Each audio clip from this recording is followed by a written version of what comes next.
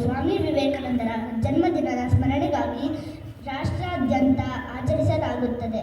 ಸ್ವಾಮಿ ವಿವೇಕಾನಂದ ದೇಶ ಕಂಡ ಅಪ್ರತಿಮ ಸಾಧಕ ಸನ್ಯಾಸಿ, ಯುವಜನರ ಸ್ಫೂರ್ತಿ. ಇವರ ಸ್ಫೂರ್ತಿದಾಯಕ ಸಂದೇಶಗಳು ದೇಶದ ಯುವಜನತೆಯನ್ನು ಹುರಿದುಂಬಿಸುತ್ತಿದ್ದವು.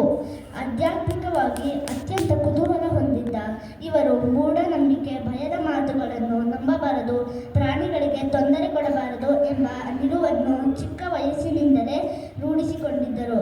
ಇವರು ದೇಶ ಜನತೆಗೆ ಏಳಿ ಎದ್ದೇಳಿ, ಗುರಿ ಮುಟ್ಟುವವರೆಗೆ ನಿಲ್ಲದಿರಿ, ಶಕ್ತಿಯೇ ಜೀವನ, ಧೈರ್ಯಬಲ್ಯವೇ ಮರಣ ಎಂಬ ಸಂದೇಶಗಳನ್ನು ನೀಡಿದ್ದರು. ಸ್ವಾಮಿ ವಿವೇಕಾನಂದರ ಬಾಲ್ಯದ ಹೆಸರು ನರೇಂದ್ರ ದತ್ತ. ಇವರ ತಂದೆ ವಿಶ್ವನಾಥ ದತ್ತ, ತಾಯಿ ಭುವನೇಶ್ವರಿ ದೇವಿ.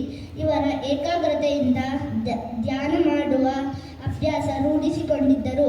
ಬನ್ನಿ ಈ ಕುರಿತಾದ ಒಂದು ಕಿರು ಪ್ರದರ್ಶನ ನೋಡಿ ಬರೋಣ.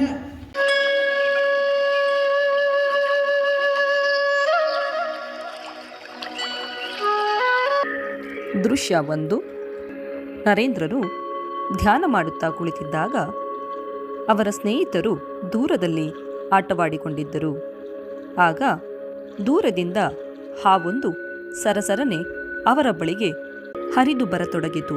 ಇದನ್ನು ಕಂಡ ಸ್ನೇಹಿತರು ಓಡಿ ಹೋದರು.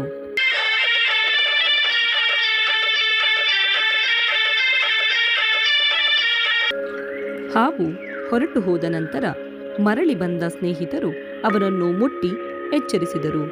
ಹಾವು ಹರಿದಾಡಿದ ವಿಷಯ ತಿಳಿಸಿದರು. ಆಗ ನರೇಂದ್ರ, ನಾವು ಪ್ರಾಣಿಗಳಿಗೆ ತೊಂದರೆ ಕೊಡದಿದ್ದರೆ ಅವು ನಮ್ಮನ್ನು ಏನೂ ಮಾಡುವುದಿಲ್ಲ ಎಂದು ಹೇಳಿದರು.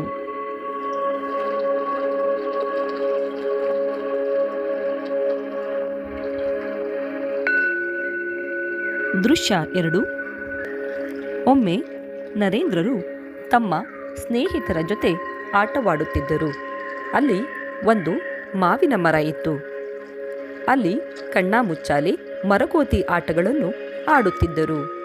ಇದನ್ನು ಕಂಡ ತೋಟದ ಮಾಲೀಕ ಹುಡುಗರನ್ನೆಲ್ಲ ಕರೆದು, ಈ ಮರದಲ್ಲಿ ಭೂತ ಇದೆ, ಅದು ನಿಮ್ಮನ್ನು ನುಂಗಿಬಿಡುತ್ತದೆ ಎಂದು ಹೆದರಿಸಿದನು. ಆಗ ಹುಡುಗರೆಲ್ಲ ಅಲ್ಲಿಂದ ಓಡಿ ಹೋದರು. ಆದರೆ ನರೇಂದ್ರನಿಗೆ ಭಯದ ಬದಲು ಕುತೂಹಲ. ಅವನು ಭೂತವನ್ನು ನೋಡುವ ಆಸೆಯಿಂದ ಕೊಂಬೆಯಿಂದ ಕೊಂಬೆಗೆ ಹಾರುತ್ತಾ ಭೂತವನ್ನು ಹುಡುಕಿದನು. ಕಾದು ಕಾದು ನಿರಾಶನಾದನು. ಆಗ ಅವನಿಗೆ ಇದು ಮಾಲಿ ಹುಡುಗರನ್ನು ಹೆದರಿಸಲು ಮಾಡಿದ ಉಪಾಯವೆಂದು ತಿಳಿಯಿತು. ನಂತರ ತನ್ನ ಸ್ನೇಹಿತರನ್ನು ಕರೆದು ಭಯದ ಮಾತುಗಳನ್ನು ನಂಬಬಾರದು ಎಂದು ಹೇಳಿದನು.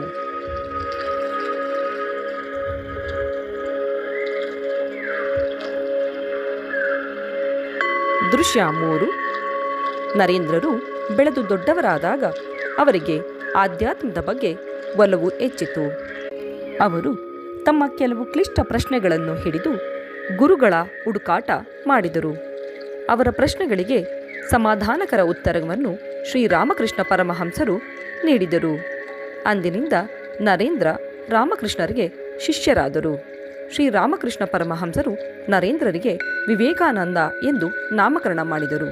ಅಂದಿನಿಂದ ನರೇಂದ್ರರು ಜಗತ್ತಿಗೆ ಸ್ವಾಮಿ ವಿವೇಕಾನಂದರಾಗಿ ಪರಿಚಿತಗೊಂಡರು.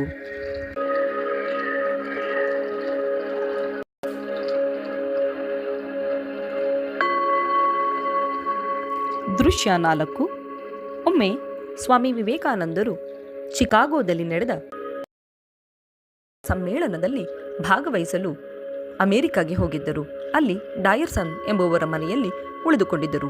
ಒಮ್ಮೆ ಅವರು ಪುಸ್ತಕವನ್ನು ಓದುತ್ತಾ ಕುಳಿತಿದ್ದಾಗ ಡಯರ್ಸನ್ ಮನೆಗೆ ಬಂದರು. ಅವರ ಕೋಣೆಯಲ್ಲಿ ಓಡಾಡಿದರು. ಇದ್ಯಾವುದೂ ವಿವೇಕಾನಂದರ ಗಮನಕ್ಕೆ ಬರಲಿಲ್ಲ. ಅವರು ಪುಸ್ತಕದ ಗುಂಗಿನಲ್ಲಿದ್ದರು. ನಂತರ ಡಯರ್ಸನ್ ಅವರನ್ನು ಮುಟ್ಟಿ ಎಚ್ಚರಿಸಿದರು. ಆಗ ಅವರು, ಓದುವಾಗ ನನ್ನ ಮೇಲೆ ಉರಿಯುವ ಕೆಂಡವನ್ನಿಟ್ಟರೂ ನನಗೆ ತಿಳಿಯುವುದಿಲ್ಲ ಎಂದು ಹೇಳಿದರು. ಹಾಗೆಯೇ ಪುಸ್ತಕದ 106 ಸಾಲುಗಳನ್ನು ಉದಾಹರಿಸುತ್ತಾ ಹೇಳಿದರು.